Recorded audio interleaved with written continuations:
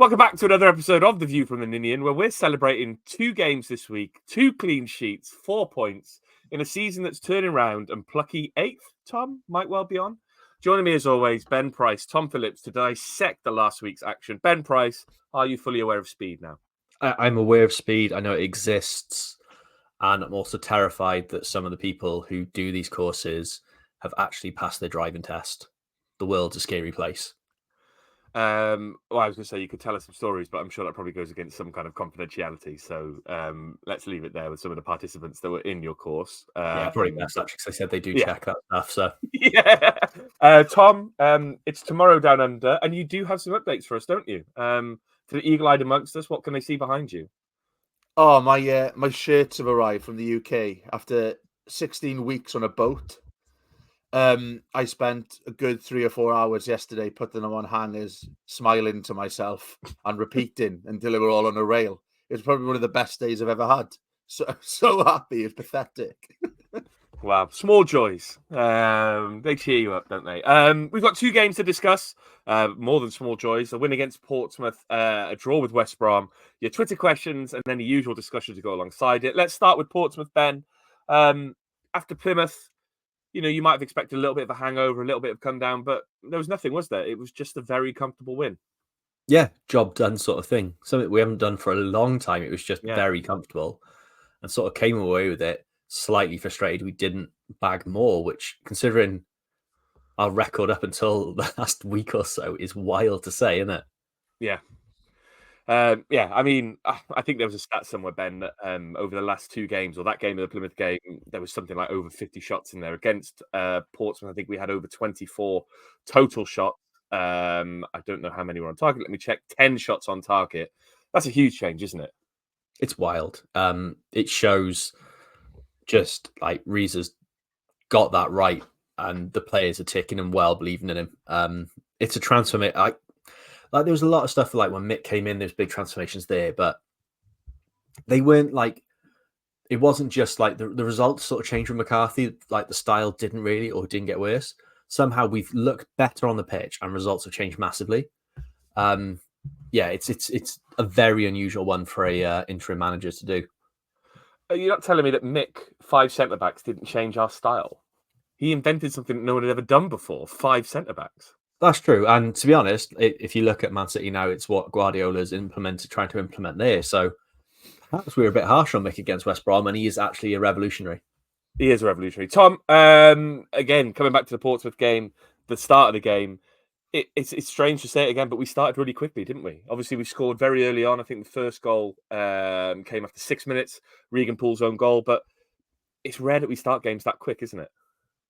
Yeah, we started to like blitz teams early doors, and I think that's really important against the likes of like Plymouth and Portsmouth as well. We're down at the bottom of the league. If you start quickly and put them under pressure, we've seen twice now they capitulate, and it is really nice to see, because for so long we've gone on about, it was a slow start, we didn't really get out of the blocks, we put ourselves under pressure, but it's on the other foot for once. So no, it's been great. Like, it just builds the confidence in the team. It's so important to start games well, because it just gives you impetus. And I think you can underestimate sometimes if you're a little bit, lethargic. Yeah.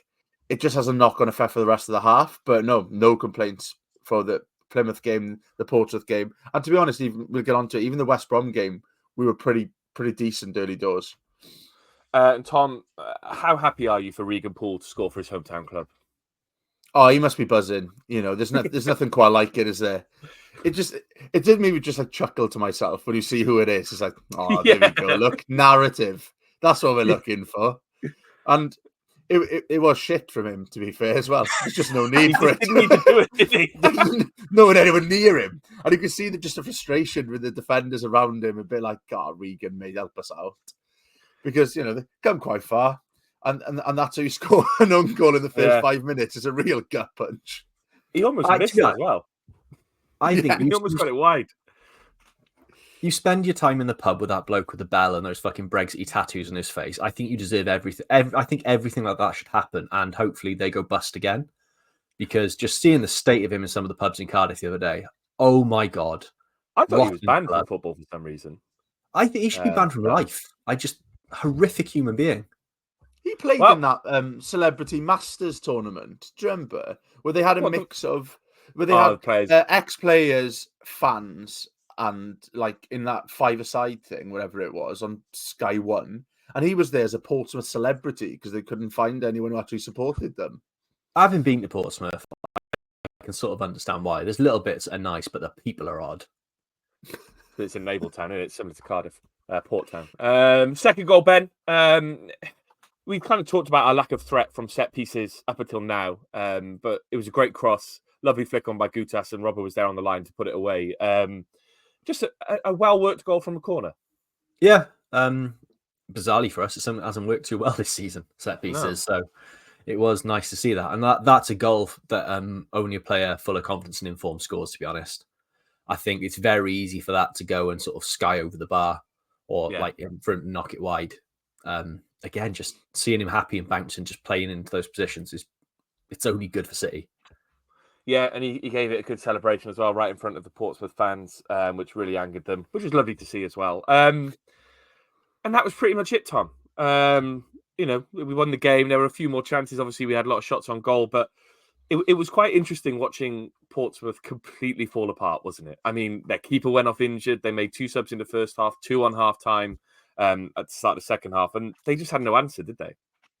Yeah, they offered absolutely nothing, and you could look at their fans on Twitter as well. They were pretty pissed off. But you have those games sometimes. You know, when you just get that feel early doors, where like I keep saying early doors today, so it's irritating me. It's early doors. Early on, yeah, I think so. I'm quite tired still. No, but like the 2 early goals really like knocked the stuffing out of them, and then you have those substitutions, and you just know it's just one of those wasted trips where you're just not going to get back into the game. Nothing's going to happen, and I think that then kind of seeped through into our performance a bit, where it was like, oh, we don't really need to get out of like first, second gear here because they're offering absolutely nothing, and we did kind of get a little bit. I don't know. We did just take the foot off the gas late on in the game, and you could see that from like Reese's substitutions. Then I think he already had one eye on the Hawthorns because he was like, "This game is kind of dead and buried here. They're not coming back into it," and that's how it kind of played out. Yeah, on that point, Ben, would it have been nice to have seen us score more? I know we put Plymouth to the sword. They were down to 10 men, and we really took advantage of that. We went 2-0 up against Portsmouth. We've talked about the other chances we had. We went close a few times, but we didn't score more. It would have done the goal difference a world of good, wouldn't it? Yeah, it really helped. But I think part of that was what really annoyed me was the sub keeper was better than the first choice keeper. Yeah. Like you look on FOTMob, he was man of the match. Yeah. He was brilliant. Great game. He was absolutely superb. He stopped that from being another 5-0. I'm not so much like, yeah, it'd be nice to score a few more, but I don't think we could have done much more. I think it was just to keep on like really looking to cement his place, and I think he did a wicked job of that. There was plenty of chances we should have done. Like Colwell could have got a couple. Yeah. It's just one of those that it was comfortable. It's not like we were looking at sort of rude, like gifting them chances. I can't actually remember any they had, especially they had one. I remember. I think Almec made one save, and they had another shot that went close because they really celebrated having a shot on goal. Oh, Almec made that. He did make that one save, sort of. Instinctive save. Yeah. But they were few and far between. So it's just look, it would have been the icing on the cake, but I think it was more down to their keeper having a storm, and that's not. We created chances, which weren't clinical. Not another time that's going to bite us in the arse. I can totally see that, but against Portsmouth, it was when 2-0 up. It's hard to grumble too much. Their keeper Jordan Archer is one of those keepers. I keep thinking he's like a young up and coming keeper. Is he like 31? And then I realise he's 31. It's just oh god, he's one of those players. It's like he's been around for so long and feels like I don't know, he's never really cemented his place somewhere. And it's like, oh yeah, he'll get his break. This is his break against Cardiff. He's having a storm. Oh no, he's nearly retired. He's just the one that pops up. He's the sort of player that pops up every 18 months at a different club, and you're gone, when the hell did he end up there? Yeah, I no clue he was at Portsmouth. His career is quite mad. Tottenham, Bishop Stortford, Wickham, Tottenham, Northampton, Millwall, Oxford, Fulham, Motherwell, Middlesbrough, QPR, then Portsmouth. Just go anywhere for a game. That's nice. Tom, let's talk about Ruben Colwell. We know how good he is, but he's really starting. We talked about in the last pod how he's starting to use his body, but against Portsmouth, he was just on another level. I tweeted about it after the game. Like, some of the stuff he was doing just in the middle of the park, like being able to be so aware of where he was and where the midfielders were to escape them with a body feint, with a shift of the ball one way. He's just fantastic, isn't he? Yeah, he just unlocks. We've said it before. Like he unlocks space like nobody else. Like a little like twist of the ankle, flick the ball around the corner. Suddenly he's got the whole pitch gaping in front of him. Yeah, and there's no one that excited. And you go on game like onto like Twitter after the game, and it's the same every week. It's opposition fans who've never heard of him going, "God, that one with the blonde hair is good, isn't he? Oh, Yeah. he's some player, that one."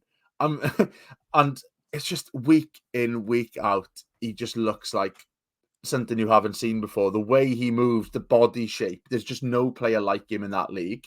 And we've done our typical Cardiff thing of going, we need to play Colwell more, we're playing him more, and now we're going, shit, someone's going to buy him in January. Yeah.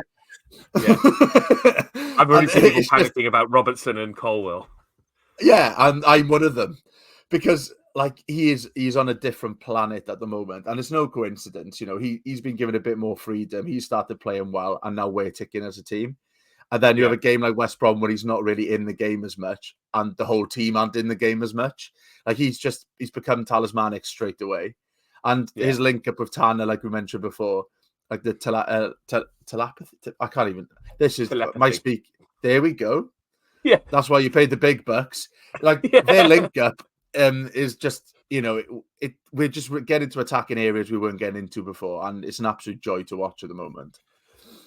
On that point, Marlon Pack could not cope with him. It was absolutely fascinating watch Marlon Pack get turned each time and just go, right, I'm gonna have to pull his shirt again, try and pull him to the ground. And even then, he couldn't pull him to the ground every time. Marlon Pack was on the floor and Colwell was just escaping him. It was lovely to see. Ben, the final point on this game, how thankful are you for Josh Murphy for turning up and putting in the most Josh Murphy performance I think I've ever seen? I think Murphy and Pack both just like playing the classics, and looking at Twitter as well. It was nice to see their fans. It was like looking back 5 years ago and seeing our fans back then. Pack isn't cut out for this level, and Murphy's frustrating. Sometimes it's just lovely to hear the classics being played back, innit? I just think I was watching it, and I think Josh Murphy is just. I think we talked about it when he was at the club. He's sometimes too nice. There were moments where the ball had gone out of play. He still got the ball, it's gone out for a throw in. It's our throw in. Instead of wasting time, he just gave NG the ball. Like, there you go, pal, have the ball. And it's like he doesn't have that kind of not shithousery, but like he doesn't think to waste a bit of time. He just thinks, I'll give it back to him because he's a nice boy. There's no football brain, is there? There's just nothing there with him. The commentary was funny because like Ash and Connor on the Cardiff commentary, but obviously they know those two players, and he kept saying how nice Pack was as a bloke. And then there was another one about Josh Murphy saying, not looking happy there, which we've become accustomed to when he was at Cardiff. And it was just like, oh yeah, fair. And it's nice to have that little flourish when you're listening to it every now and again. Yeah. Well, that was it. That was the 2-0 against Portsmouth. And yesterday, Saturday, obviously we went to the Hawthorns. 0-0.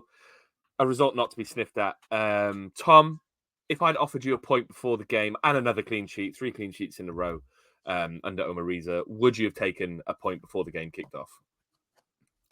Yes, with a little part of me thinking we could get something more. I think at the end of the day, you look at that where they are in the table, despite their form going into the game, and where we are, that's a massive point. Like, it's one of those grounds where we could come away being absolutely tonked if we don't turn up. Like, they can be just as frustrating as we are. Like, they're not very clinical as an outfit sometimes, West Brom, and that's what they showed again. But 0-0 at Hawthorns is a huge result. And I think, like we've said before about this bank of games, and that was the tough game in the bank of games we had coming up, and to come out with that with a clean sheet as well after the way we started the season with results like we had against Burnley. The fact we haven't been turned over, there's nothing but positives to look at that when you look at that result. Yeah. Ben, this is something that's not in the agenda, so I'll ask you anyway. Were you surprised that you went with the unchanged team? I know we've been playing very well, but 3 games in a week, there might have been a temptation to swap maybe Robertson out. There might have been a temptation to swap Turnbull out because Turnbull hasn't played a lot of football, but he kept it as it is. It's both a positive that he kept it as it is, but also quite surprised. I was really surprised, and I'm not gonna lie. When I saw that team come out, I went, Oh, this could be a Yeah. long afternoon. We spoke about in the preview that we were a bit worried that if West Brom played well and sort of ticked, that midfield three could quite easily get passed through and dominated and leave the back wide open. But no, they all did that. They did well, and let credit to Reza because that's bravery to do that. It's a very brave, bold sort of choice, and it didn't backfire on him. So credit goes to him again because I think he got it. He got it right.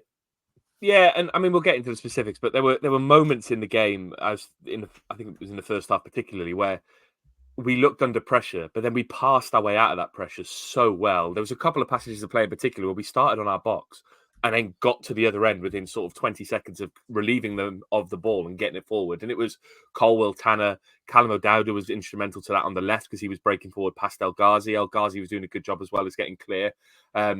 And that was something I've not seen us do for a long time. And I don't think we do that without the players that were on the pitch. I think if you have someone like Siopis in place of Turnbull, maybe the move breaks down a little bit quicker because not that he's a worse footballer, it's just that's not his job, right? He's not brave enough to play the passes that Turnbull would. I think that's the main thing. He'd look for the simple pass backwards just to relieve the pressure and then go from there. Tom, I don't want to crow on about the refereeing, but there were some pretty poor decisions in the first half, some very flaky decisions going West Brom's way. The key question there is, should the referee be allowed to wear an orange shirt if Jack Alnwick is? Oh, didn't expect that question. It's in the agenda. Yeah, I can't see it. My second screen's broken. It's really thrown me this morning. Well, I thought I'd ask you the big questions. To be fair, that's as good as my tactical analysis goes, is about colours of tops. No, they shouldn't. I think it's an absolute joke, really. And if anything, we should be awarded the 3 points because the confusion it probably caused that back line. So I think it's a very important point to bring up. They'd have been going, why is Jack Alnwick up in the middle of the pitch again? He's been there all game. How aren't we losing this game? Where's he put his gloves? That's exactly, really.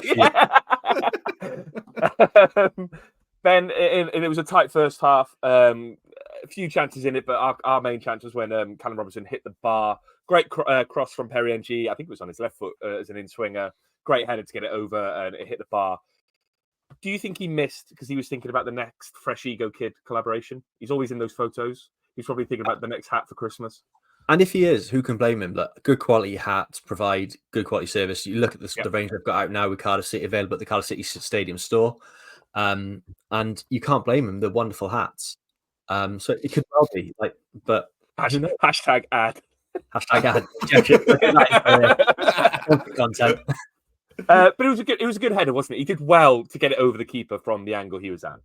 Yeah, and it's not something I sort of associate with him either. As sort of heading the ball that well. He's he's very good with his feet, but yeah, it's good technique to get the head in like that. Yeah, it's probably his high hair that helped him. Throughout the game, Tom, I think, especially in the second half, I think, first half we were kind of toe to toe with them. Second half we did retreat a little bit, and I think that's a sign of a tired-looking team, isn't it? I'm not saying that it was a bad thing necessarily because we defended really well. We held them at bay, but it was just the fact we dropped so much deeper, and when the game was sort of there for the taking, wasn't it? Yeah, you could see that the fixture list that we've had to that point has tired them out. Those players have played a lot of games, we're playing a new style of play and stuff like that. We kind of run out of ideas a little bit second half. I think with the way that we play with Reza, I think teams kind of slowly find out how to play against us as games go on, which is good that we're scoring early in some of the games because, I think by that second half, they kind of counteracted the fact that we were trying to catch them on the break. We were good in transition. We were breaking up the field quickly. They kind of nullified that threat. So at that point, I think it was a little bit of hanging on in there. And, it's a classic away performance. You show little bits of promise in the first half. You've got to take those very few chances that you get. We didn't get many chances, but you put one of those away, it's a different game then. But, I think from about the hour mark, I was definitely comfortable with taking a point at that point because I don't think we showed enough in that game to warrant a 3-pointer. Ben, as usual, obviously, your man Reza had to make some subs, and a lot of the subs made us poorer. We'll come on to the striker situation in a little bit. There's a few Twitter questions about that. But I want to highlight that CEO came on and he looked back to his nuisance best, didn't he? He was getting into tackles, he was trying to win the ball, he was chasing down players, and that's what we want to see from him, don't we? Because yes, it's nice having Turnbull and Robertson there as competent footballers, but CO can play the pass sometimes, but also he's just a nuisance, and sometimes that's what you need, isn't it? Yeah, sometimes you need a player that's an absolute pain in the ass to play against and just doesn't stop chasing the ball. I mean, if he could improve his first touch, would be a massive help, but we'll take little wins at the moment. Still didn't look anything like the player that Greece had the other week. It is honestly like Jekyll and Hyde to them. It's like Harry Wilson for Fulham and Wales. Yeah. Just totally different animals for it. But yeah, look, I think we were knackered at that point, and I think you've got to make the change in midfield. And I think at that point, you can't make enough changes with only even with the 5 subs, given the amount of football these boys have played in the last few weeks. I don't think even if you made 5, you're probably not going to create enough, do enough, especially with the quality on the bench, to win the game. I think CO comes on and helps ensure you don't lose it, and that's given the position we are and the position West Brom are, it's a massive thing to do. And again, I think Reza got it spot on that time. Tom, being at the game, they had 19 shots on goal. Their XG was 1.6. Alnwick did make some saves. We'll talk about Alnwick a little bit more in a minute. He made that save that clipped over the bar. There was one that he got down low to. There was one he came out strongly for. But it never really felt like we were in danger. I don't know if you were the same watching it, but being at the game, there's games where you have that rising anxiety that they're going to score and it's going to come. It never felt like a goal was coming for them. No, I was a bit nervous. I wouldn't say I felt comfortable watching it. No, I never feel comfortable watching Cardiff City. That's true. I think there's a new level of confidence there after the last couple of performances. Yeah. So you're not quite as nervy as you would have been, say, 3 or 4 weeks ago. But it's one of those games where if you lose it 1 or 2-0, you're not shocked. But if you draw it 0-0, you're also not shocked. Because one of those chances could go in, a little deflection, it goes in. Because when there's that amount of pressure, there's going to be moments. But yeah, I'm with you. I definitely wasn't there thinking, storming about going, when's this goal going to come? When's this goal going to come? It also had that little feeling of, we could nick it if something goes over, a little break like that. And then you kind of, at the end of the game, when the final whistle goes, you kind of go, probably a fair result. I thought we did enough. I thought we were defensively resolute enough for an away performance to kind of warrant a point. And you can sense by the frustration with the home fans and stuff as well, that they weren't happy with a point. Yeah. So, there's a lot of interplay around the box from them without really kind of cutting us open. We were never really cut open in that game. I think that's where the comfort kind of comes. They weren't like the Burnley game, for example. We played all right first half, and then second half, it looked like half of our players had never met. We're not at that stage anymore. There's a bit more of a system. We're more defensively resolute, and it paid off. And it was a fairly routine 0-0 draw in the end. Well, there's nothing there that I sort of at the end of that game where I thought, we got away with that one chance there that West Brom definitely should have scored from. Yeah, and I think that's a big thing we sort of come away from it. It's not so much then as sort of, we edged at a point. I think we battled for that point. There's a massive difference with that. It wasn't a lucky performance. It was a good performance and saw us earn a very well-deserved point. And they're massively different results. Yeah, and I think, I mean, you talk about their fans being frustrated, Tom. I just looking at their results, that's the 4th game in 5 where they haven't scored. Obviously, Josh Maja started the season really well. Their goals have dried up. And when you look at their team, obviously the team they put out yesterday, apart from Maja, however you want to call him, there's, I don't think anyone's ever said Maja apart from you. Just call him Josh. Just call him Josh. I'll call him Josh. I'll call him J-Madge. J-Madge. They've got people like Jonathan Swift, who obviously was banging him in at Reading a few years ago, isn't necessarily performing as well. Dean Garner on the wing. They sold Thomas Asante in the summer. Their team all of a sudden looks bereft of goals. And I think that if I was a West Brom fan, because they, a team like us, they should be rolling us over really, but they didn't. And I think I can understand their frustration. Even when they managed to break, to your point about any clear-cut chances, when they broke free, we managed to recover. They didn't look like they had that clinical edge. So it's quite, they are up there, but I don't think they were particularly good. Ben, let's talk about Jack Alnwick, the man who is our number 1, but always seems to get moved aside when another keeper comes in, then regains being the number 1 position. He just showed again yesterday why he's our best keeper, isn't he? He's calm. He's very good with the ball at his feet. He makes the routine saves. Well, he makes harder saves look routine, and he makes the routine saves well. We talk about Horvath, we talk about whoever's had the position before him, but he is our number one now, isn't he? Yeah, look, it says everything about him that with Riles and Ramsey out, he's the captain. Yeah. The bloke's got respect throughout that team, and the players trust him. And when you're a goalkeeper, that's huge. Horvath on paper seemed like a very, very good option. I can totally understand why we went for him, but it's never looked right. He's never looked comfortable there. He's not good with the ball like we thought he was going to be. And despite having the arms of Mr. Tickle, he's flap a lot in. Annex just should never have been dropped, to be honest. I think managers want something else and they're not quite sure what they get. They bring other players in who are definitely not that when we would be better off sticking with him. I really rate him as a keeper. I think he's possibly the best we've had since Smithies, which admittedly isn't a high sort of benchmark, but I think he's a fantastic keeper. I think it's also testament to him that obviously he's going to, he's been pushed aside for, I think, Runnison came into the team ahead of him briefly. Obviously, we signed Horvath last season and Horvath came in immediately. And every time he just gets his head down and gets on with it. He doesn't moan. He doesn't look upset. He just gets on with it. And then, wow, somehow he gets back into the team. And I think that's testament to him as a character. Before him coming in, like just as he joined thinking he was coming in as number one because we couldn't get Allsop. Oh, that was it. Yeah. Then suddenly Allsop became available. Which is mental, isn't it? And he was dropped out again. It was a mad situation, but the blokes battled hard and like every time sort of taking that jersey back. It's it's a no. I know he's out of contract in the summer, but as soon as the manager situation sorted, he's one of the first names for me that should get a new deal. I think he's more than comfortable playing top half championship football and would do all right in the Premier League, to be honest. I also think, you say he's out of contract in the summer. Which Cardiff players aren't out of contract? It's a short list compared to the ones who are out of contract. Very true. Two players who are out of contract, Tom, Kanga and Mate.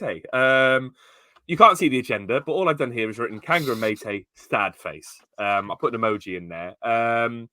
I noticed at the end of the game yesterday, they don't really stick around. They walked straight off the pitch, didn't really applaud the fans. Mate had to come back on and do the warm down, along with all the other subs who'd come on. So I think Siopis was there, Bagan was there, Willock was there. Kanga didn't re-emerge for the warm down, probably because he was knackered. They're shit, aren't they, Tom? Yeah, like I was trying to be positive because I don't like saying our players are shit.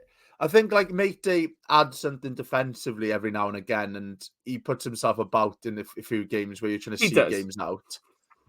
But you wouldn't trust either of them to kind of get you back into a game or nick a goal or anything like that. And I just don't like seeing players suffering so badly. And when Kanga scores on the pitch, chant comes out this early in the season, you're in for a long old poke, aren't you? But when we were on about El Ghazi needed one off his ass, by God, this man needs a man. Well, at least on the pitch, but to have one off his ass, and I don't think he's going to get back on the pitch because he's been absolutely useless. Mate, and early on, we were saying like we're not great. Five-a-side, I'd hand Kanga the whistle. That's Jack Allenbick's job with his orange top. Can't take it off him. He's only just been given it, mate. Yeah. But I think like early on in the season, we were saying it's the lack of service. We're not creating anything. The goals will come. I think we might have been lying because I just don't see it happening, and it's sad when it happens. It's just I think it's one of those signings that's a complete flop, isn't it? Well, I've got a section. We'll talk about the strikers in a little bit because I agree with you, but I also do think that he's in a tough situation, right? Because he came in under a manager who's still not here. We'll talk about it in a bit, because otherwise there's no point having a section what a tease. Yeah, that's a trailer for 10 minutes time. I don't know. The last point, Ben, I wrote is that West Brom aren't that good, are they? But I think there's a broader point there, really, about the Championship not being particularly good. Obviously, West Brom are in fifth. They've played 12 games. They've won 5, drawn 5, lost 2. They're on a streak of 4 draws and I think it might be even 5 draws out of the last 6 with 1 loss in there as well. But they're still 5th. Sheffield United start the season unbeaten. They've lost a couple of games. They're still 4th. Leeds aren't particularly setting the world on fire. They're 3rd. Sunderland, brilliant. I can see why they're top. But everyone underneath them, Sunderland are 9 out of 12 wins. Everyone else is 6 or less, except for Sheffield United, who are 7. So the league isn't that good, is it, Ben? And if we string a few more results together, all of a sudden, 13th is a real possibility. Yeah, everything's closed up very quickly, isn't it? Yeah. Top half suddenly doesn't seem a million miles away. And even you look at Swansea, like their start compared to ours, and suddenly we're a point off them, and we've somehow scored more goals than them. Well, they're 8.5 hours without a goal, isn't it? Which is fucking fantastic. And you just look at everything going on in this league. Yeah, like Sunderland tearing it apart. I think I saw only 6 teams have had more points at this stage of the season than Sunderland. I think they might even be clear now. I think they might be clear as no team has had more points at this stage and not been promoted. Which just shows sort of the level of the league this year, doesn't it? Because Sunderland had quite a few off games. It's a poor quality league that anyone can do stuff in. The fact West Brom haven't won in 6 is still 5th. It's mad. Yeah, it is quite mad. And let's talk more about Swansea because that's funny. I was texting my brother last night, and obviously in the summer, Tom, they signed that striker from Bordeaux, and everyone was like, "What a coup! This striker from Bordeaux! Like, how have they pulled that off?" And it's really worked for them, isn't it? He's probably as good as Kanka, probably better, but he just hasn't scored. Oh, it's funny when the messages have dried up from West Wales on my phone recently. It's funny, suddenly, it's fun. Yeah, it's quite quiet all of a sudden, and we shouldn't give them too much airtime, but it is funny. Like you look at it, like they're defensively fairly sound. Was it like scored 8, conceded 8? Conceded 8, yeah. Isn't it? Yeah. Like goal difference is 0. Because you're being a defender in that team and looking forward and going, lads, help us out. We're doing all right, yeah. But I don't know. It's kind of just sums up the league. You always get like a mad team like that who just can't score, don't concede. I think it's like Preston with all their 1-0s one season and stuff like that. Preston tend to be it, yeah. Last year, every game was like 1-0 or they didn't score and they still ended up 4th for about 6 months. But you always look at the championship and go, this year, someone's going to run away with it, or you can see clear teams that they're going to finish at the top of the league. And then this happens all the time, where there's shocks at the top of the league. There's teams who can't hit the barn door. There's someone who started off with 4 wins and then doesn't win in 10. And that's why it is just so important for us to like stick around, because you don't know where you're going to end up. I suppose we're like 7 points away from the playoffs or something now. Yeah. And like we joke about finish 13th. You could find yourself in 5th in 2 weeks' time. In 2 weeks' time, 2 months' time, if you carry on putting results together, because everyone has a blip and everyone goes on runs, and it is exciting. And then when it is Swansea, the team who are really, really struggling, and their manager's under fire and they don't know where they're going, it adds to the fun. It's the most Coca-Cola feeling, like Coca-Cola Championship I can remember in a long time. It probably feels like the good old days are back. Like for a while now, it's been sort of, you're looking at the top and going, some teams come down and they're just going to piss it. They've got all the money, they've got all that. Thankfully, the 3 teams that have come down this year aren't particularly great. They should be. Like Luton didn't have Luton in the relegation zone at all. Mark McGuinness for you. Yeah. He's having a great time down there. They really, really like him. Thanks for the 10 million, lads. Moving on to Twitter, twitter.com/the Ninian for all your tweets. Alexander Locke, Almec deserves more credit than he gets from us. Makes crucial saves when called upon. Hope he's our undisputed number 1 going forward. Dan Lages, the lack of squad depth for a particular style of play is very indicative of the poor running of this club. The first 11 who can play football and subs that are defensively minded. Siopis causes problems. Making tackles is great, but not when you leave gaps in midfield. DJ in it, I'd give Reader until Norwich, and based on that result, I'd make a decision on the Gaffer situation. If we play well again and get a result against Norwich, I'd give him the job until the end of the season and see how it goes. Mark Finlayson, after last week's podcast, did you ask the ticket office for tickets next to Die Hunt for the Portsmouth game? I didn't, but I did get to sit next to Die Hunt for the Portsmouth game because he sits in the Canton stand, and my friend Laurie Lazarou bought us tickets right next to him. And what I will say in Die's defence is that he's not quite as loud as you might think when there's a loud crowd around him. But what I will say, not in his defence, is he shouts some fucking nonsense. My favourite was when he was shouting at Perry NG to go wider. He was going, tags on the shirt, by the way, boys, if you're watching. He was shouting at Perry NG to go wider, and he was going, Perry, go wide. And when he went wide, he'd go, what up, Perry? As if he could hear him. The guy's 60 yards away from you. And what row were you in? Oh, I can't remember. I genuinely can't remember. In the Canton stand block. I can't remember. I don't even have the ticket. It's why people come the details. You know, the details, man. I'm guessing you weren't like first 3 rows, 3-4 rows. Block 104, row V. Ooh, good row. He's trying to tell players to go back. Love it. Yeah, from that far back. So fair play to him. And he was wearing a very natty jacket, which I think was Errol Bullets from last season, because it was a bench jacket with EB as the initials. And the only other EB I could think, and this will age me, was Electronics Boutique. So it must have been Bullets. And I think it was signed as well, because there were scribbles on it, which is mad. He's got a signed manager jacket. If I give you this, will you leave me alone? Someone did say to him, he was like, can you not shout so much this game? Because I had a headache when I went home last time. Bless him. To some degree. Barney, first half we matched them. Second half they dominated. Both teams weren't clinical. Tanner and Colwell are on the same wavelength, and was great to see us switching when on the counter attack. Additional note, was stood next to Ben at the game. Slick hair up the pod.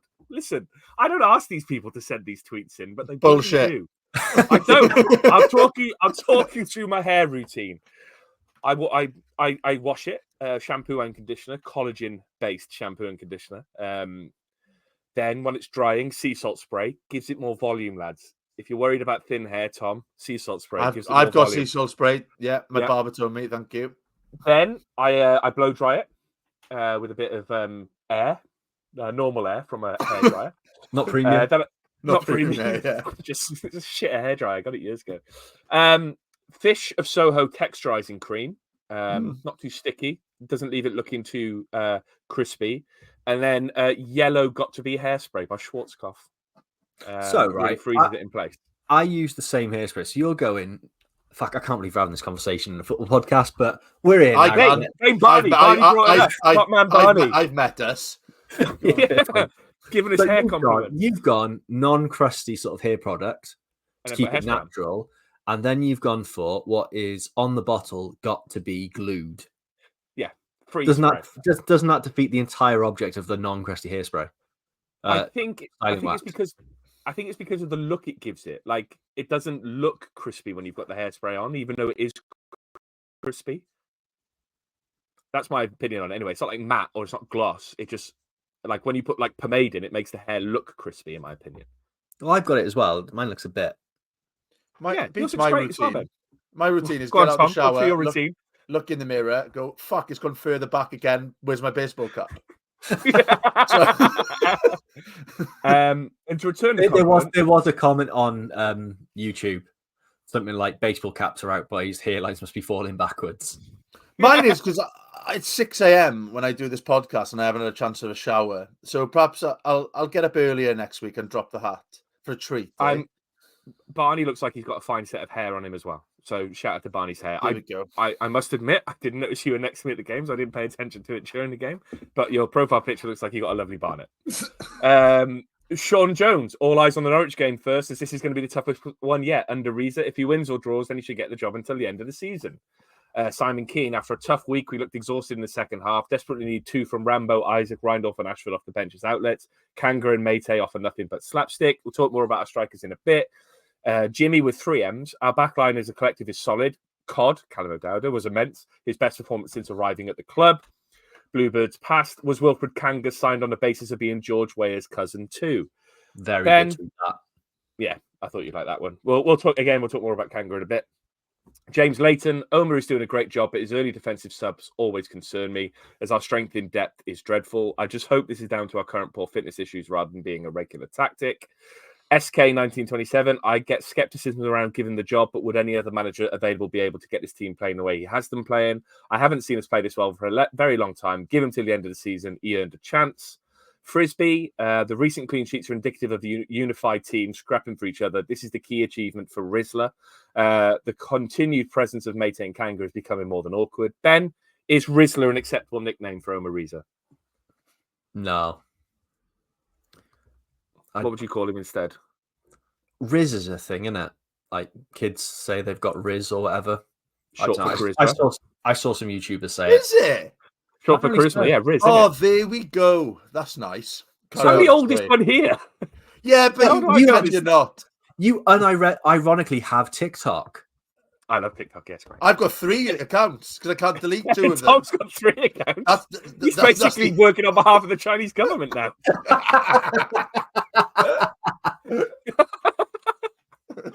Oh, God, this is some good jokes in this pod so far. Neath Blues. Tom, is this your mate? Omar should be given the job after our transformation. My issue with the club, if Omar is auditioning to be our full-time manager, he can't do anything more, so appoint him. If they don't want him as permanent manager, why is it taking so long to appoint someone? Wow, it's like you read our agenda, Neath Blues, unlike some people on the call. Yeah. That we've got a whole segment about that after the strikers. Mike Berry, with Kanga being as useful as a cock-flavoured lollipop and him not being used for 3 games in a row, do you see the club recalling Simic from his loan? If something happens to Robbo, we're in a lot of trouble. Tom, do you think we'll see Simic come back? He's not really playing for Kortrijk, depending on however you say it.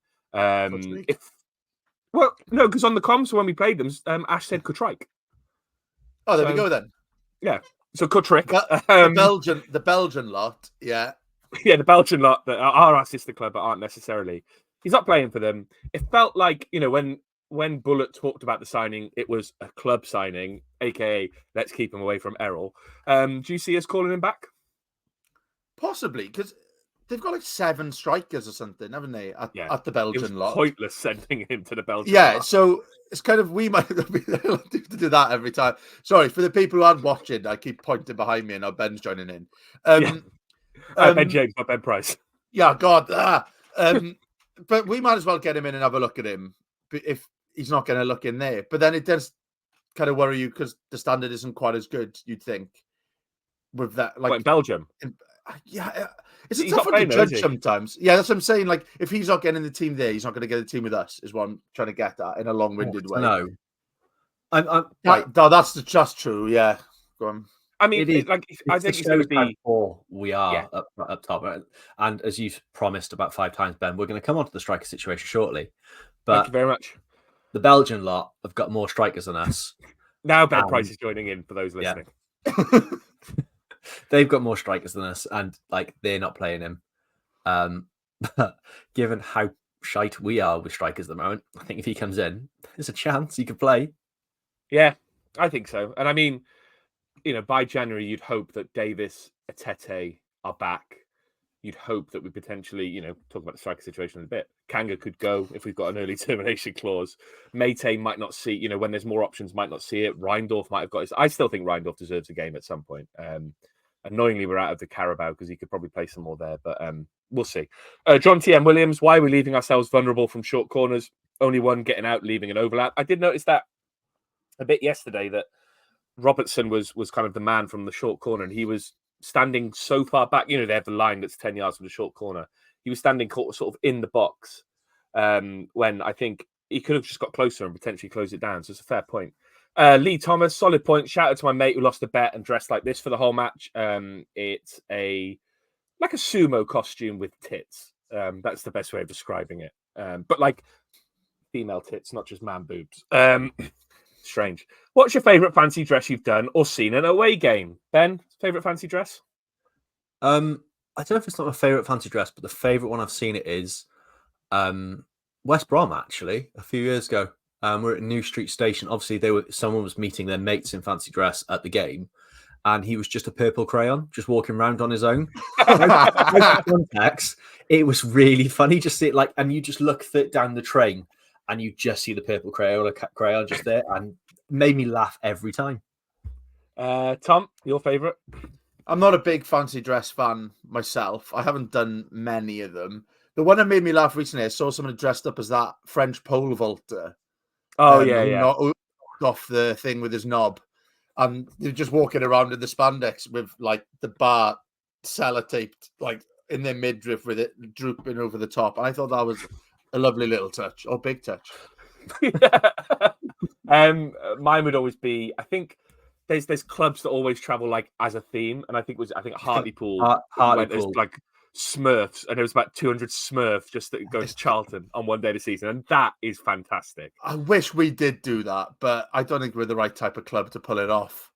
There'll still be someone in a Stone Island jacket who just insists that they will not get involved because that's his away day attire.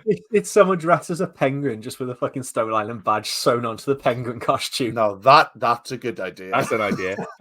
I'm going to show you the duality of Cardiff City fans in 2 tweets. Dan Evans, Reese's the man, but his clobber is shocking. Start a crowdfunder for smarter clothes. Rodri, big fan of Reese wearing club shop items on the touchline. If you had to wear one to work every day, which one are you choosing? Ben, what are you wearing from the club shop to work? The socks, because you can hide them a lot easier, because a lot of it is absolutely woeful. Yeah, spot on. Tom? I'm not sure if I could bring myself to wear any of it. I think I'd lean into like the stationery section, and I think that Reese should do the same thing. I think he should have those birthday invitations that they've been trying to sell for like years. I reckon he should have the team written on that or hand them out to whoever's starting. Yeah, I want to see. You're invited to my first team. Yeah, you're invited to my first. Yeah, and then you stick the stickers on the iPads that they're using as well. I want to see the Cardiff City ruler in use as well. I want that to be pointed because nobody else is buying it. No, when they bring VAR in, that's how they apply the lines for offside using the Cardiff City rulers. Cardiff City written in graffiti style across the middle of it. Yeah. It does like any other club where they wear the club, like you see Leeds at the moment. I think they having their own like Adidas shoes. Yeah, they got the special They look shoes. Absolutely stunning. And then we've just got like some black t-shirt that looks like Fresh Prince of Bel-Air font on it and it's just I don't know what's going on. I feel sorry for him. I feel like they've gone, right, we might give you the full-time job, but you've got to wear some of that club shop stuff. Yeah. Because no one else is buying it. And he's gone, go on then, fine. And it's really backfired. I haven't got a Moncler, so you have to do. I would probably wear. I know you're asking. I'd probably wear a manager's jacket and put my initials on it. Sorry, can I change my answer? Go on. I'd wear the Fresh Ego Kid collaboration caps as they are superb quality and fashionable for the fans that don't just want to be seen wearing their clubber at match days. They want to wear it outside when they're not at the football. Is that the answer you gave in the interview? Pretty much word for word, yeah. What on? Hashtag ad. Keith Phillip Jones. Chill. You are. We all are, mate. We all are. Keith Phillip Jones. Omar Reza is the manager we need. An amazing turnaround in October. He clearly shows football intelligence, and just importantly, the players clearly love his man management. We have our Cardiff City back under Reza. Now let Reindorf get a place on the bench. Martin Davis showed another side to our game today. Organisation and battling qualities, important facet in grinding out results. Shows we've always had the players in the main. All we needed was a competent coaching team. When they come back, where do you think Isaac and Keon fit into this team? Ahead of Mate and Kanga. We'll talk about the strikers in a bit. Oliver Reese, defence was brilliant yesterday. I do worry going forward somewhat. Yes, scoring 5 versus Plymouth and 2 versus Pompey is good, but against teams further at the table, I feel we might be a bit blunt. Put loads of balls into the box with no one there, but on the whole, a solid performance. Lee Spear.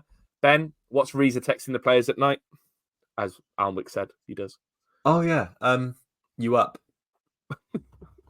Okay. Tom? I was thinking about this. Like, I'd find it odd if my boss was texting me at night. I was thinking exactly the same thing. I was like, I like my boss, but I don't need to text me 11 o'clock going, have a great day tomorrow, Ben. You're going to smash it. Yeah. Are you watching Taskmaster? Lol. Yeah. I can imagine him trying to like maintain Snapchat streaks and stuff like that. Reza. I don't know. Or like streak. Remember that game Draw Something that was massive for a while and you had a streak on it? Yeah. I can imagine he's doing that with the boys to keep morale high. But I don't know, like his football best at it. Or Draw Something. Yeah. Ramsey. I reckon. Oh yeah, Ramsey. He's just gonna but I reckon some of his drawings are too complex for some of the people in our squad, who I won't name. You got to name them now. No, I don't. But like, I don't know, is it weird? Is football in its own kind of universe enough that it's fine for managers to be texting players in the night, asking if they're all right? Well, and have they had like Horlicks? I was just about to make a really bad joke then. I'm so glad I stopped myself because that would have definitely had to have been cut. Well, we'll leave that there then. obviously, if you're staying in the same hotel the night before a game, you probably get there, you have your dinner, you might have a meeting afterwards, and there might be, there might be a situation because football is a strange world, right? Where you are like closer in proximity to your colleagues than I'm not staying in a hotel every Sunday night with my colleagues for work on Monday. Do you know what I mean? Anymore. Like, that's anymore. The budget cuts and the banning order kind of put pay to that. But I guess you might have that meeting, and then you might go to bed, and Rita might go, "Oh, forgot to say, Jack, lovely beard. It's really good at the moment." Little confidence boost before bed. Texting Gutas, going, "You smell fantastic this evening." See, that's that. Any other industry, that's getting you into HR, though, isn't it? But in football, I can imagine you get employed by the club to do that job. For me, yeah, like sending that you smell Dimmy, keep being you, and just stuff like this. I can imagine like you being like really enjoying that as like club vibes, man. I'd love to be the club vibesman. Yeah, like setting up like a little team building game before dinner. Right, lads, we're building a raft. We're building a raft. Daniel Morgan, we're sound at the minute. Kanga rubbish though. We need a striker in Jan. No funny question this week, Dan. You've let yourself down. Don't encourage him. Yeah, they shouldn't. Again, the duality of Cardiff City fan. Richard Endicott, do not give Reza the job. All caps. This honeymoon period will soon be over, and we'll be stuck in this doom loop of manager swapping for another year. Maybe they do manager swapping in the hotels. Keys in a bowl. I got Watford again. Watford again. Oh, the two mats to round us off. MJ CCFC, factor 0-0 draw to fourth was the worst performance in the last 5. Shows how far we've come. Has highlighted the need for a better bench, though, but nice to see Reza can set us up to limit an opposition and be more defensive too. And Matt CCFC 555 wasn't pretty at times, competed well, though, especially in the first 30 minutes. Showed great fight and resilience to get the point in the end. It's a great point, and on another day could have snatched all 3 had we had the better chances. Players are playing for Reza, and it's great to see. Now, let's talk about our strikers, because I have teased it enough. Obviously, the big kind of talk... Well, no, I could have done it more, really. The big talking point after the weekend was obviously Mate and Kanga coming on the pitch and, for a loss of a better word, stinking up the gaff. My question, Tom, for you is there were times last season where we persevered with Atete and he was coming in for quite a lot of criticism, not scoring enough goals, playing the way that our fans don't necessarily want. But did you ever think we'd be in a position where we're really crying out for Atete to come back into this team? I don't think we are crying out for Atete. I think we are. I like him. Go. I like him. There's plenty of people I like who I don't want to be up front for Cardiff. Like who? I'm not going to start naming them. You miss it? She might do a job. I don't know. She's got a wicked right foot in it. No, but I don't know. Like it's the classic thing of like wanting what we can have. So, calling for Danny Ward when Hall was playing. Yeah, exactly right. We've always got this, and I don't think Atete, but he might add 1 or 2. To be fair, I think he's more likely to score than what the options that we've got. But coming around to my way of thinking. He's an answer, not the answer. Do you know what I mean? Like, he'd just be another stopgap until we get someone else in again. Like, Isaac Davis, that is someone I'd like to see have a run in this team. Yeah. And it was a massive blow when he got injured, because I thought he'd have a real run in the team this year. We were saying that you could get international call-ups and stuff like that. That's fair enough. But I think it just shows how bad kind of Kanga and Mate are that we're looking at Keon Atete as our almighty saviour in this scenario, because I just don't think he's that. But right, he might not be the complete answer and like the out and out like goal scoring machine that we were crying out for. But if you're looking for an upgrade on Kanga, he's an improvement. There's no denying that, because that's true. I came into the season wanting Kanga to work, and after seeing that 3-minute YouTube video, I thought we might actually have something here. Oh boy, that YouTube video lied. Yeah, there's a reason it's 3 minutes, not any longer. He's dreadful. He is just dreadful. He's bordering on sort of all-time stinkers like Godongbe sort of level. Who? Fred Godongbe. Godongbe. Yeah, Godongbe. There's no D in there, Ben. Isn't it? There is now. Pro Evolution Soccer. Sani looked all right. He just hamstrings made out of like pepperonis. Do you know with like strikers who don't score? There's a real like interesting dynamic with Cardiff fans. Some we get angry about, and some they become a figure of fun, like the Eddie Johnson effect. Like we absolutely adored that bloke, and he was useless. And then there's other strikers where we just go, "Nah, I'm not having it. I'm just going to berate them," and I can't work out how the system works. Why we end up going down one way or the other. Do you know what it is? Go on. It's how much you smile. Yeah, Eddie smiled. Eddie came across a fun-loving, happy guy, whereas Kanga's come across, and I can't blame him because I'd be miserable if I was doing what he's doing at the moment. Comes across quite dour and miserable. Sort of other strikers we've got. I think your system though, Tom, has become less forgiving in recent years because Nias should have been a finger of fun. A finger of fun? Bloody hell. Nias should have been a figure of fun because he did that Ayatollah photo and all that kind of stuff. But everyone hated him. I remember when he went off against Fulham and we were actively cheering him off. So I do think but I know what you mean. And there are some strikers who come in and don't score many goals who we sort of really, really like. It's not like they're a figure of fun or we're angry at them. There's some that we like their work rate and we like the way they kind of go about their business. But Kanga is not one of them. But Ben, you were getting to the point about like how he doesn't smile. But do you not feel? And I'm trying to find the sympathetic ear on this, right? Because he came in the summer. I don't think he was our first choice, as we can't seem to sign any of our first choice players, as we showed in January. Do you not feel a little bit sorry for him? And I'll put the case. I'll put the case to him now. And I think he came in from on loan. He came in under a manager who's not here anymore. He probably wasn't first choice, as we talked about. Football's very different in a world in a sense that you move to a completely new country. He's probably living by himself in a city that he's not familiar with, in a team where he's not playing. He's coming off the bench. And we talk about like a poor performance yesterday, but he runs around a bit. But at that point, we're not really chasing the game. So there's not much for him to do. We get limited chances. So we can't showcase his abilities that well. I feel a bit sorry for Kanga, Ben. I completely agree. I've got nothing but sympathy for him. I don't think there's many strikers that sort of, especially the way the season's gone up until the last few games, would have got anywhere near the goal of service he provided. And it is still a factor in that. And like you said, he's only human. He's playing a different league. And the Championship's a difficult physical league. Even coming from the Bundesliga or Bundesliga 2 like he was, it's not an easy place to be. All of that, it's not easy for him. And the longer he's there, the more alone he is, the more difficult it becomes. I've got massive sympathy for him, but that doesn't mean I want him to start because I feel sorry for him. I think it's just one of those ones when it comes to January, look, we shake hands and go, look, sorry, mate, it's just one of those ones that hasn't worked out. Good luck with the rest of your career. I don't dislike him. And I've got there's players that are sort of, I don't know if you know this, boys, but there's some players I don't like and I hold a grudge against. Yeah, we've learned that about you, Ben. No, I didn't think anyone would pick up on it. But Kanga's not one of those. Like, I genuinely feel there is genuine sympathy for him there. Yeah. So yeah, it's just going to go down as one of those ones that in a few years' time he'll be on like a BuzzFeed quiz of 10 Cardiff City strikers you forgot we had. Whoa, BuzzFeed are writing them quizzes. They've got to be doing something because I haven't seen anything from them, and they've got to have gone that niche by now.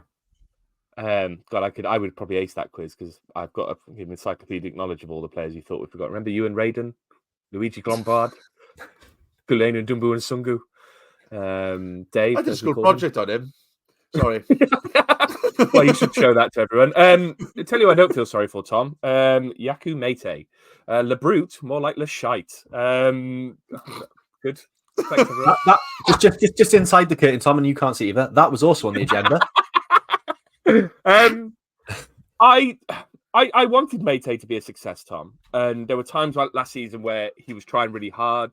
He is an option coming off the bench to win headers. He is a bit of a beast, and he can, kind of throw himself around and cause a bit of damage. But he just looks like he can't be arsed now, doesn't he?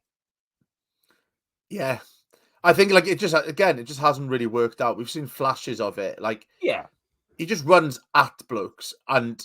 It can be quite frightening and quite effective at times. Like he's a bit of a bulldozer in that respect, but like it doesn't kind of really work with the way we play. Again, he's only coming on out of necessity because we haven't got other options. And I think that's the one worry, I suppose, over the last few weeks is even though we've brought quite a lot of people in, it does seem a little bit paper thin in certain areas of the field, mainly like those attacking areas. Like you said, like our starting 11 is started.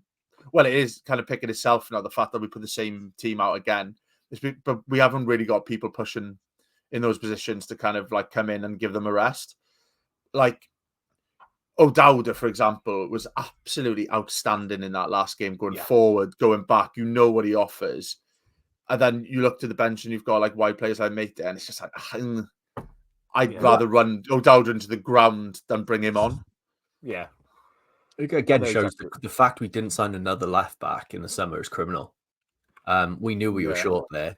Bagan's not quite there yet. JC just hasn't hit the heights he should have after his injury, and that's in a way understandable. But arguably our best winger is O'Dowda, and he's playing left back for us because we're short in that position.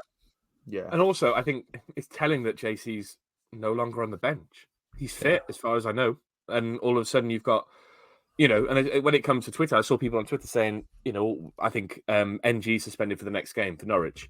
And they're saying, who should we bring in his place? And people are saying Rinamotta at fullback, which, why do we love playing players out of position? We've got people like Will Fish. You can move Chambers there, or you could play someone like JC. The unknown, though. It's exciting, isn't it? Yeah. Am I unearth something? I think we'll see Will Fish there. I think he was sort of bought in to cover the right back position as well. It'd be him or Chambers, right? Because both of them have played there at some point. Like, that's the logical option. And Darland will come in, whatever it may be. But not for my Gutas. Leave Gutas alone. We've already talked about it, Tom, but, Isaac Davis would be doing quite well in this team. We've got Reindorf. Like, for you, and this is my opinion, so I'm putting it on you to ask if you agree. Yeah. Would you rather a Reindorf coming off the bench than someone like Kanga or Mayday who's going to go through the motions? We saw Reindorf against Southampton. He looked great. He's been smashing it up for the academy side. Surely it's about time he gets at least a spot on the bench. Yeah, for sure. I think the problem is it's levels, right? Like, we don't know. He hasn't played at this level. But if we were saying to bring him in and replace someone who gets a goal here and there and offers something, then there's an argument for not doing it. But we're not on about that. We're on about two players who offer us absolutely nothing at the moment. One who hasn't offered us anything for well over a season now, and one who's come in and just can't hit the ground running at all. So bring him in. He's hungry. We've seen him score goals. He had something different. And he'll get the fans excited as well. Like, you see that name on the bench, you're going, oh, here we go. And it's another unknown quantity then for the opposition. So, because you know what you're getting with Mate Day, and it's a load of crud. And the opposition will know that. Crud. I don't think I've ever said that before out loud. Yeah. Okay. So, very BBs all of a sudden. Yeah. God. Crud. I'm not going to listen to this back. Oh, that's a nightmare today. But bring him in. Thanks. Over to you. Thanks for that, Tom, our crud correspondent. Ben, obviously we were linked with Kiefer Moore, and Kiefer Moore is the striker we've been linked with for the last season and a half. But, now we're talking about Isaac Davis needs to come back in. We're talking about people like Reindorf coming back in. Ashford could potentially start getting a look in again when he's fit. I think he was injured recently. Not sure if he's back yet. But if we're going into January and a striker's on the top of our list, what do we need? Because it seems like we could have a striker who's quick. We need a striker who's a target man. We need a striker who can do everything and score goals. Who's the man you're looking for to bring in? Don't know if you heard of him. His name's Kiefer Moore. Oh, yeah. Scored at the weekend. Second goal. Yeah, he did. Yeah. I think he'd be a good option. I don't know if anyone suggested that. But I think it's worth a look. Why not? Yeah, worth a look, innit? But that's the miracle thing, innit?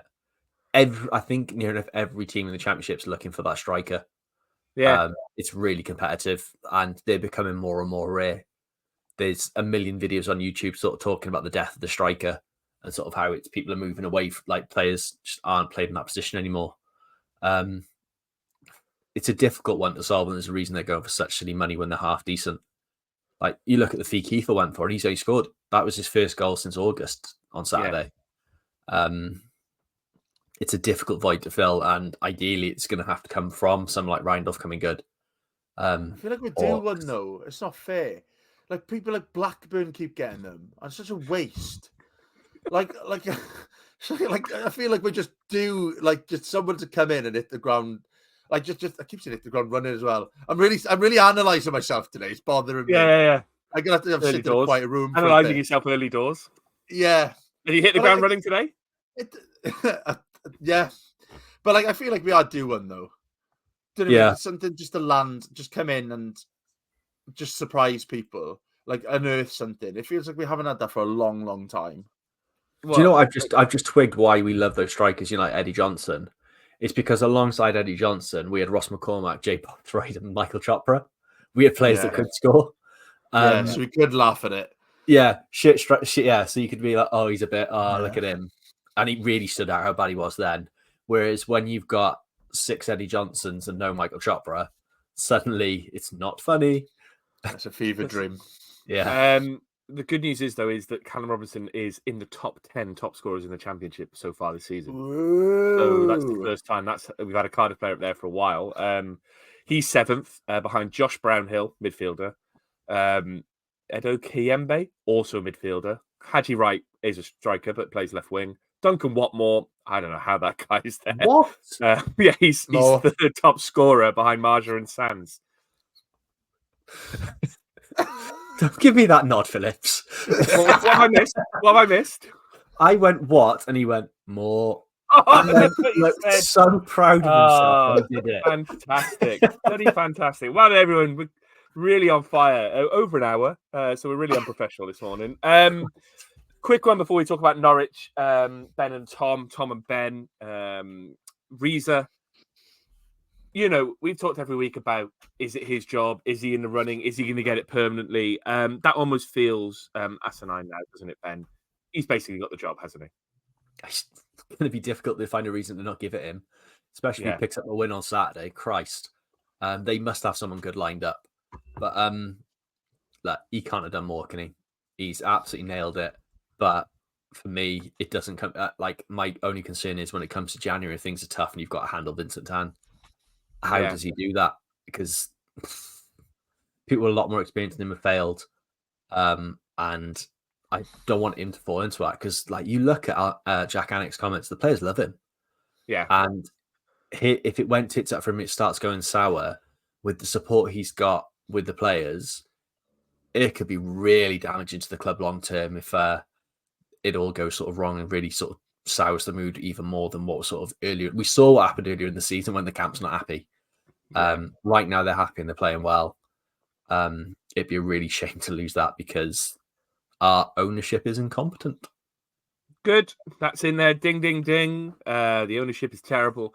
And also, I think we're in a position now where we've basically buoyed off every other manager who's available. Schumacher, whoever it might be, said they're not good enough. We're not overly enamoured with the options that are on the table. If we take Reza and in 2 months' time it all goes wrong, Steven Schumacher's going to be like, well. Look, he's come crawling back. And he's going to go, no, fuck yourself. They must be literally waiting for someone to get sacked. Because who else are they getting in now? Because it all just looks like you're the Wilfred Kanga of managers. It's hoping the honeymoon period lasts longer if you don't say anything. So if things are going well, don't touch it. I did like on BBC Radio Wales the other day. On the radio, were you, Ben?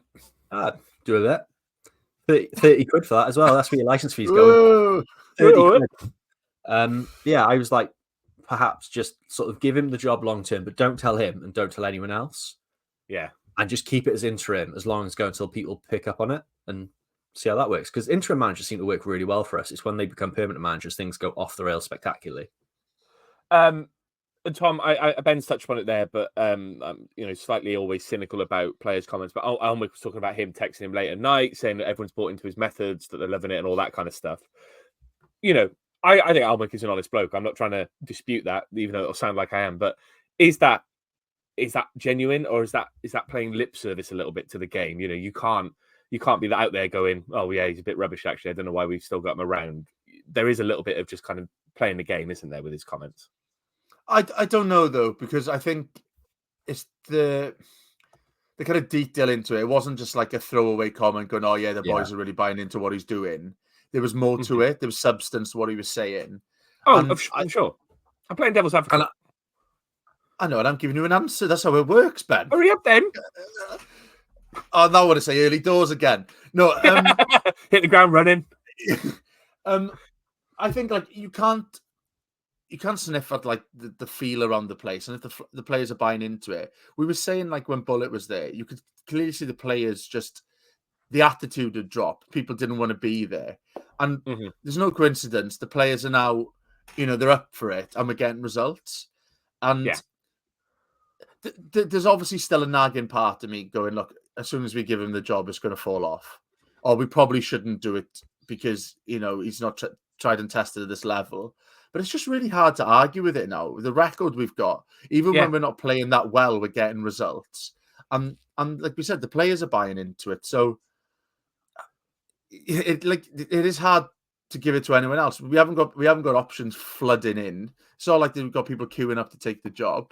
So if the players like him, we're getting results, and he wants the job. But it kind of makes sense at the moment, doesn't it? It's just really sad that the bit that worries me is the off the pitch stuff. I've got no question about what he's doing on the pitch anymore. I think he's more than earned the job on that. Need to protect him, don't we? If we could go, if the club go right, he's got the job, but we're looking for a director of football, sort of take that off him a bit. That's the perfect scenario for me right now. Based on everything we've seen, that is the ideal one. Christ, even if you just got Russell Slade in as a part-time thing, sort of just as like a gap fill as a director of football to help us through. He's there at the club anyway. He'll do it for 30 quid. Hi guys, Russell. Need any help? But that's our attitude. But that's our attitude, isn't it? Each year anyway, we might as well use him. That's how we've had the managers in the past. It sounds like they need a club vibesman to keep Vincent Tan at bay. And what I'll say is, I've written it on my CV. Really good stakeholder management. I can manage up and down. If you're looking to hire someone, Cardiff City FC, I could be the club vibesman. I'll do it for free, please. You were going so well on yourself, man. Yeah, I know, but the club like it cheap, so I've just gone. I'll do it for free. Yeah, it's perfect. Yeah. I'm playing to all the key. I am. Need a new job. We've been nattering on for too long here. Yap it away. I've just written under Norwich. Tom, you can't see this. I've written Norwich a tough test, and we'll leave it there. With Norwich, it's going to be a tough test. They drew 3-3 with Middlesbrough today. I think they were 3-1 down at one point as well. The third goal, if you haven't seen it, is an absolutely rambunctious own goal from the Middlesbrough goalkeeper. I'm not quite sure how he's done what he's done. It's a cross that somehow goes in. So have a look at that. This is the acid test, isn't it, Tom? I know we talked about West Brom, but a home game against Norwich. Norwich are very good. Science is scoring goals, top scorer in the Championship. But a home game with the players buying into his methods, with the last couple of games where we've had lots of shots on target and playing attacking football, we should take the game to him, really, and see exactly where we are, shouldn't we? That's what I'd like to see, yeah. I think the thing that worries me a little bit about the West Brom game was how deep we went in the second half. It's like when we faced a better team. I think we were saying that West Brom is going to be the test. It's kind of on hold a little bit because we we got through that. If we'd beaten them 2-0, we'd be like, yeah, this team means business. But it's kind of just shuffled it onto this Norwich game now to see how we can perform at home. Because, the last two home performances have been spectacular. So if we can beat a team like Norwich at home, and if we do it in a certain kind of attacking nature as well, then we're on to a good end of season. But it's the type of end game of that season. The rest of the season, sorry. Yeah. But like there is a part of me that's worried that we lose 2-0 or something like that because Norwich are a really, really good outfit. They are a really good outfit. Ben, I know we just talked about the Reza thing, but if we win against Norwich, it's keys to the City time, isn't it? He's got to get a job, hasn't he? I mean, it's just mad if he doesn't.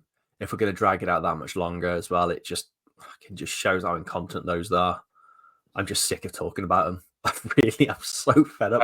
I'm gone. I'm not. If you want to hire me as club's vibesman, you can get me on bftninian@gmail.com. FAO Ben James in the subject line. You can find me there. Let's talk about predictions, Tom. We're going to lose 2-0. You said that. No, we're not going to lose 2-0. I think it'll be 1-1. Oh, Ben? Yeah, I'll go 1-1. Oh, twice in a row we've agreed with each other. I'll go, we'll win 2-1, just to be different. There's the vibesman. There's the vibesman bringing up. Yeah, I'm texting Callum Robinson now. Hey, Cal, you're the best. Score a goal for me against Norwich. And I was trying to rhyme something then, but I couldn't. The reply will be, I told you to stop texting me. How did you get my number? I'm the club vibesman. Of course, he's got his number. Yeah, he'll block me on WhatsApp, or he'll just reply with a thumbs up. Oh, that's worse. I'd rather be blocked. Yeah, Just two I'd rather- blue ticks. That's all you get. Blue ticks. No, he's clicked the message and he sent a thumbs up as a reaction to the message. He's not even sent me a thumbs up. Anyway, that's just my fantasy texts with Callum Robinson. That's it. We've got an hour and 15 minutes. It's a long one. Tom's going to work. Ben's going to bed. Full of speed. You can't sleep on speed. Twitter.com/VFT Ninian if you want to get in touch with us. KO5.com/VFT Ninian if you like what we do and want to give us some money. YouTube.com/VFT Ninian. TikTok, VFT Ninian. Ben, have I missed any social? LinkedIn? Yeah, still on LinkedIn. Still not doing anything with it. Still got a Google thread. Plus. Still not doing anything with it. Bebo, Face Party, all of the good ones. Habbo Hotel, Club Penguin. Banned. Said something rude. Banned. Got banned. Yeah. If banned. you go to our Tom, Bebo, our latest pod will be our Flashbox. So you can watch it there. I was never on Bebo, so that goes right over my head.